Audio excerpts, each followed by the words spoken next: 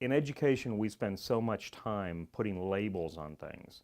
We put labels on the students, we put labels on the parents, and we put labels on our teachers. We say teachers are superstar teachers, or teachers are backbone teachers. Sometimes teachers are virus teachers too. But really, there's only two types of teachers that we need to focus on. There are teachers who are effective in what they do, and there are teachers who are ineffective in what they do. And really, the only difference between those two types of teachers is that the ineffective teachers have no idea whatsoever that they're being ineffective. It's always somebody else's fault. It couldn't be them. And I know that the ineffective teachers don't realize that what they're doing is ineffective, because if they did, they'd stop doing it. Now, I'm not going to stand up here and talk about ineffective teachers, because that's not fair. And to be honest with you, I really don't know who you have in your audience. I don't want to offend any of the ineffective teachers that might be here, and we're not going to make fun of them. Well, just so we understand, how many ineffective teachers do we have with us today? Just a couple of you? Okay. Well, then let's go ahead and talk about them.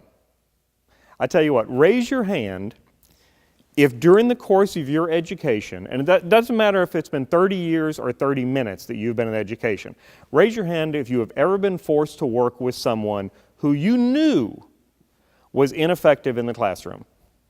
Wow, that's a lot of you. Okay. All right, now keep your hand up if that ineffective teacher is currently sitting next to you.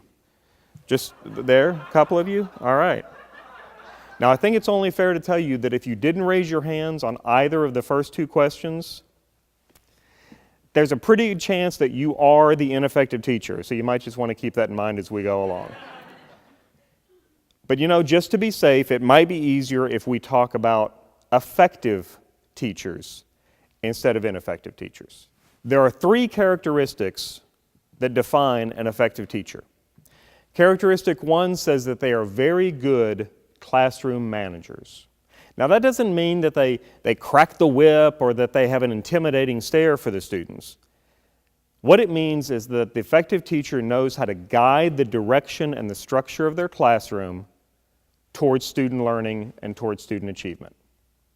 The second characteristic says that effective teachers understand the difference between teaching and learning. And there really is a difference between those two. A lot of people think it's the same thing, but it's really not. I can stand in a classroom all day and teach, but if learning didn't happen, if no one learned anything, did education really take place? And don't get me wrong, a lot of really good teachers will focus on their teaching, but the effective teachers will always focus on learning. And characteristic 3 says that effective teachers have high expectations. Now, I always like when I'm speaking to a group of teachers and I mention the part about high expectations, because normally during the first break or during a lunch break, if it's a longer session, I always have those teachers who come up to me and they want to start getting into a conversation about expectations, and they say, but I do have expectations for my students. I have over the hill, off the charts, astronomical, completely unreachable expectations for my students. I expect my students to be in class on time, and I expect my students to pay attention, and I expect students to have their book and the materials, and I expect my students to be off their cell phone and blah, blah, blah, whatever the expectation is. And I always laugh. I think those expectations are great. But I never said a word about student expectations. I'm talking about the expectations that we have for ourselves as professional educators. But isn't it interesting how quickly the ineffective teacher wants to pawn the responsibility off onto the students?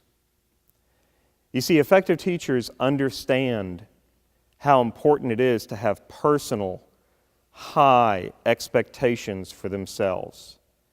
Because when we have it for ourselves, it's a whole lot easier to have it for the students.